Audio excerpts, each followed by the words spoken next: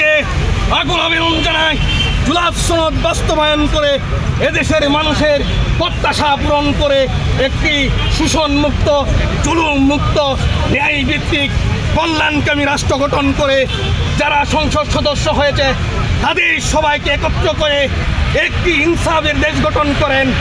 আর যদি এটা না হয় তাহলে আমাদের ছাত্ররা এদেশের জনতা যেভাবে রুখে দিয়েছিল সেই ফাঁসিবাদের যে স্বৈরাচার বশির বেগমকে ঠিক অনুরূপভাবে হবে। আপনারা যদি পুরাতন সংবিধানের কথা বলেন, চুপ্পু সেই মহান জুলাইয়ে কোনো বাণী দিতে পারে নাই, সাহসী ভূমিকা রাখতে পারে নাই।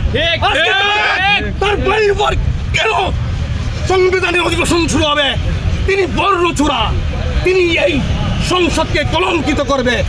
অতএব আমি আপনাদের দৃষ্টি নিবন্ধন করেছি, একজন স্বচ্ছ রাষ্ট্রপতিকে নিয়োগ দিয়ে এদেশের গণতন্ত্রকে পুনরুদ্ধার করে এবং ন্যায়ভিত্তিক, ইনসাফ ভিত্তিক একটি রাষ্ট্র গঠন করবেন। এটা এদেশের 18 কোটি মানুষের চাওয়া এবং প্রত্যাশা। এই বলে আমি আমার বক্তব্য এখানে শেষ করলাম।